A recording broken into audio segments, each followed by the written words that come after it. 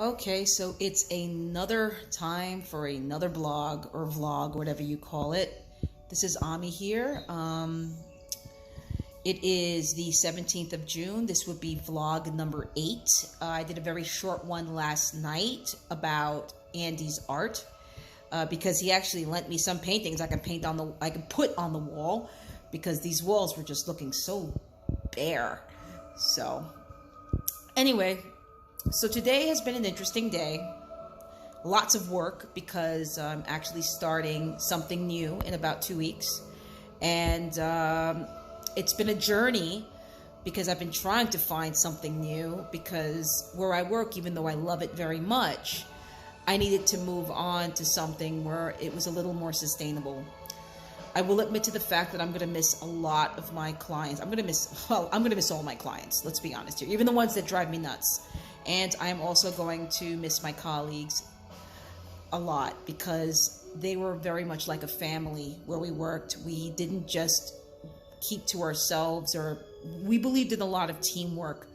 And when one thing would happen, we would all come together and help that one thing back to where it was. When one person was having a crisis, one would call 911, the other would get the face sheets, the other would communicate with the ambulance and the cops. It was a lot that we would come together and do. So, you know, it's going to be different now that my new job will consist of me being on the field a lot. And I'm excited about that, but I'm also nervous because while it is in the same career, you know, as a licensed mental health counselor, it's also a new type of job because I'm used to working in an office, used to meeting with my clients that way, running groups. Now it's about me being on the field, going into people's apartments, going into people's community residences, possibly going to Rikers. It's a lot of work that I'll be doing. I'll be traveling the city, and as in, you know, Brooklyn, Manhattan, Queens. And I'm excited and again nervous, like I've said before, but you know my anxiety is irrational, and that is what I'm trying to control right now. So today has also been a bit of a wake-up call for me in a lot of aspects.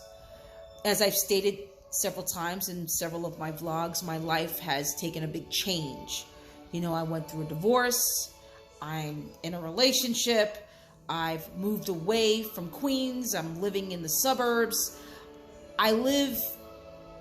I'm living a life where I live on my own, and even though, you know, I'm on my own, I have friends, you know, who have been amazing, and I have nothing but gratitude for all of them. But my life has been very busy in that I've been trying to, you know, find new work while trying to juggle the job that I have now, while trying to pay the rent and the bills and what have you, and taking care of 3 cats, and 2 of them, Smooth and Firework. You guys, I'm looking at the both of you right now, are suddenly not getting along. They were doing great for a while, and all of a sudden now they hate each other. And at first I thought they were getting along again today, and then Smooth was on my lap, and then Firework jumped on and got pissed at Smooth, and then Smooth started hissing at Firework, and it started all over again. My car needed a new battery because my car wouldn't start, and it got to the point that I was calling either Geico or AAA, and I was lucky that Andy chipped in. I feel guilty that he actually paid for the battery, and I am so paying it back on Thursday when I get paid. So my car was a little on the and I was like, great, just what I need now that I'm going to be commuting to work, because it's going to be very hard for me if my battery decides it doesn't want to work. Still waiting for that divorce certificate in the mail. It's going to take a little bit. And so a lot's been going on, and at the same time I have friends that are going through their stuff, and I haven't exactly been around for that. And I get it. People get upset. A lot of people do. I'm not, and I haven't been around to just be there for them when they're in need. And I have to say I'm sorry for that, because it's a lot. I'm living this life here and juggling the fact that I had a life where I was. It doesn't mean that I have to forget about the people that haven't forgotten about me and care about me very much and have been there for me. So being mindful of that is important. And I really need to be mindful of that. So that's what I'm going to try to do. In other news, I had my physical today. I haven't had a physical in God knows how long. The doctor was freaking hilarious. And right now I'm just waiting for my food to cool off so that I can finally eat, because it's like really hot and I'm not going to singe myself even though I'm starving right now.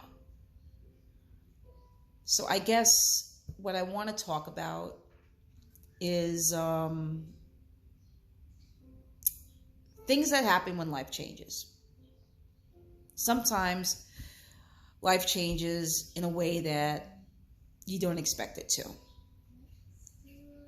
We all know my story. And there are people out there who are living their lives and they want something and it doesn't exactly happen the way it should. And it hurts. So years ago, before I was even married, before I met my ex-husband and all of that, let's go back to 2002 or 2001, even 1999. Let's go back there, 1999, 20 years ago. I was going to acting school. Yes, guys and gals, I went to acting school. I actually went to the Academy of the Dramatic Arts in Madison Avenue, Manhattan. I was doing the night school thing. I couldn't afford full-time, I was working full-time, and I can't believe I had to audition with a cold reading, and I got in. Couldn't believe it. And during the third semester, or trimester, or whatever they call it, which was the last one, or the second to last, or what have you, after that, then you do plays.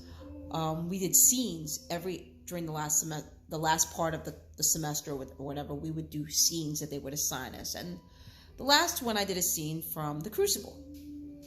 And I was coupled with this person. And this person and I, first of all, I didn't get along with the person. The guy I thought he was a total arrogant bastard. I told him that too. Because he was. But I was also extremely insecure. And my relationship, I had a boyfriend, but it was going downhill. And then he, eventually I broke up with him, is what happened with the guy. I'd been with him 4 years. He was my high school boyfriend afterwards. It didn't work out, and I broke up with him, and that was that.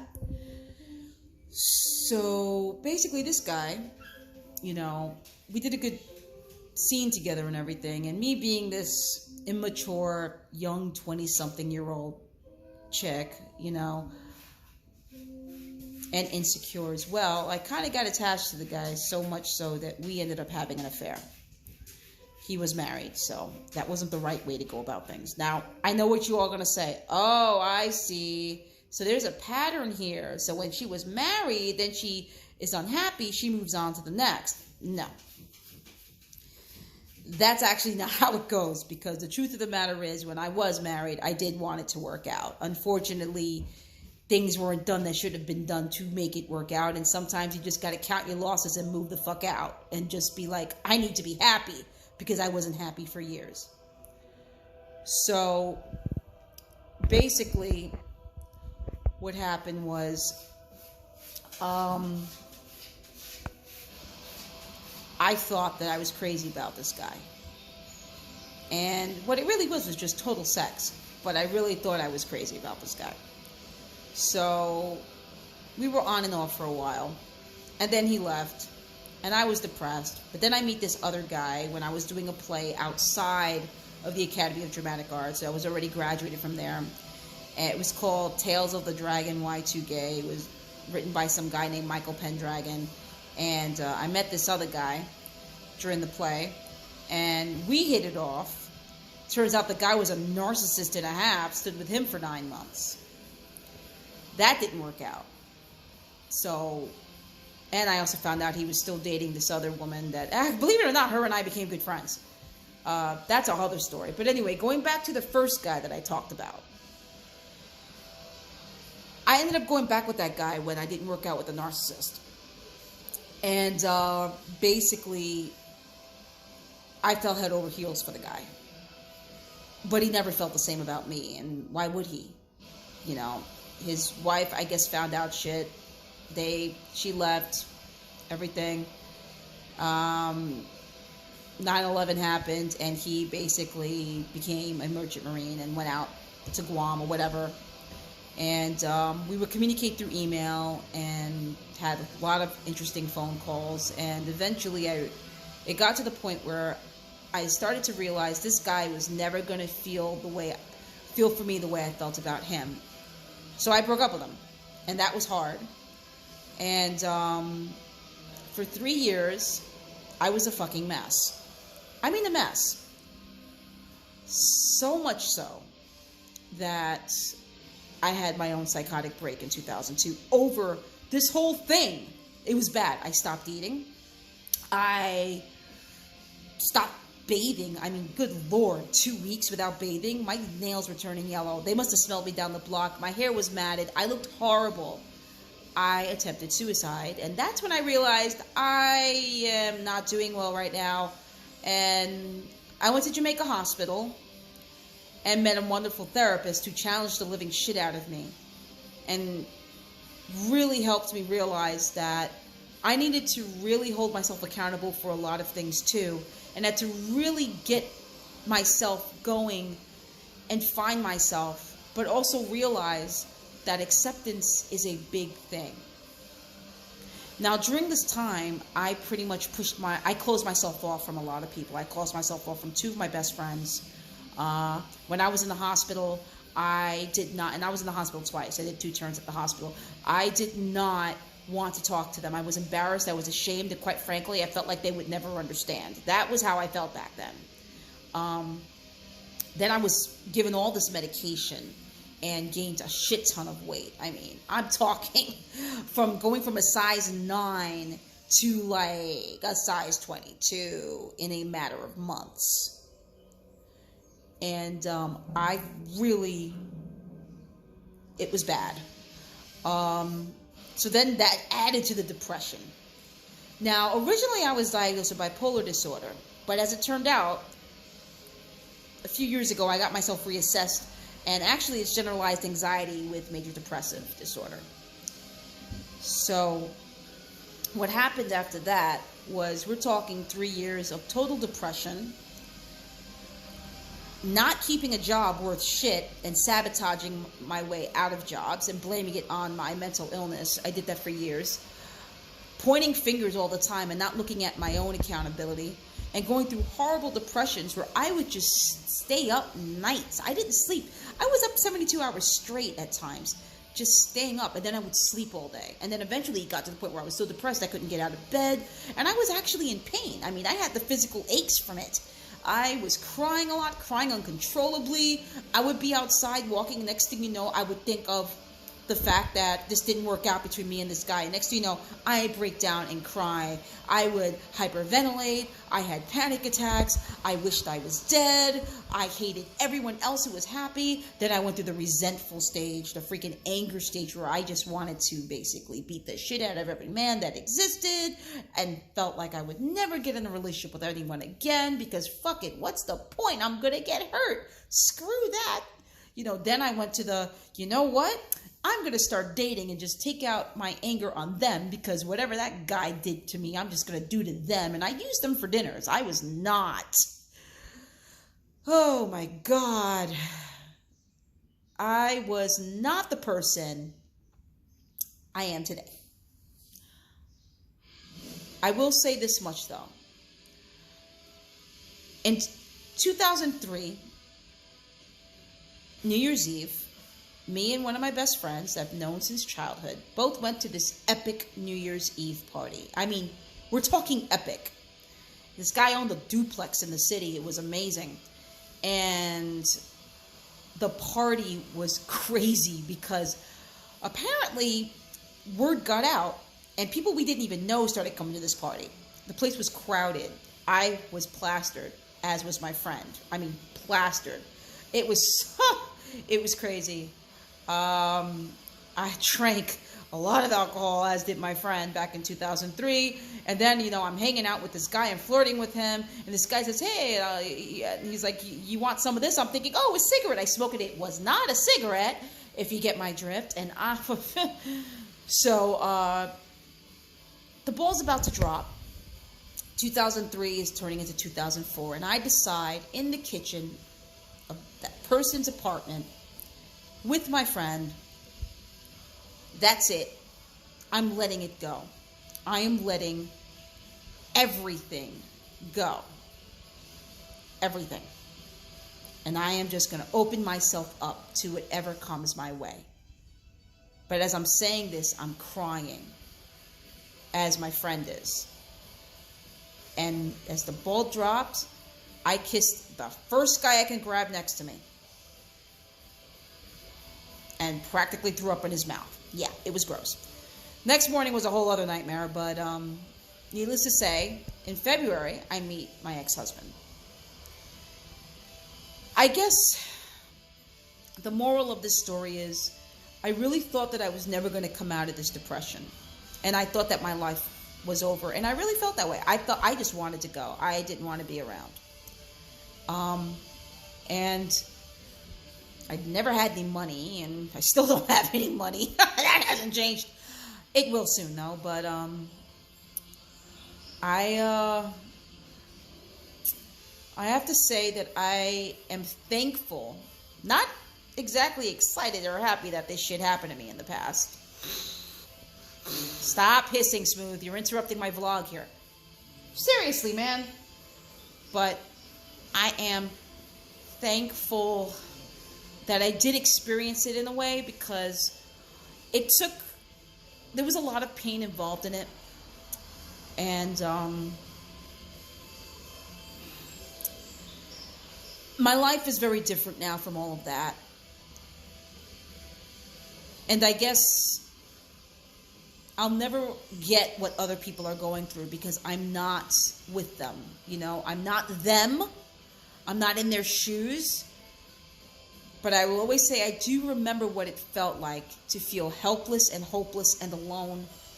No matter how many people were trying to help me, I felt like I was alone and that I had nobody. And it took a long time for me to realize that I wasn't alone. Even in my darkest hours, I really wasn't. I had people who cared about me, and I just didn't want to see it, and I didn't want to care, and I just needed to go through my pain. And the truth is, I have to realize that so do my friends. My friends need to go through their pain, and I need to realize that I can't just freak out on them when things aren't going the way I think they should go for them. Because honestly, they didn't freak out on me. And they also let me go through the pain. Of course, it didn't help that I shut them out way back when. But just know that it gets better. And it does. It may not feel like it. We're always going to have fucked up shit happening to us in our lives. But just know that it will get better, and that things will change eventually. It just takes a while. We just have to get through the pain first. We have to ride that storm. We have to cry. We have to hate. We have to rage. We have to wish we are dead. We have to go through all that denial, all that shit, all that disgusting, horrible, painful, sticky, icky shit before we accept the way things are. Because acceptance doesn't mean defeat. Admitting powerlessness doesn't mean admitting defeat. It just means that we have no control over the situation, and we're finally admitting it. And we just have to live our lives and try to get through it as best we can, because that's all we can do. So just know that you're never alone, even when you feel like you are. Anyway, I'm signing off. You guys have a good night.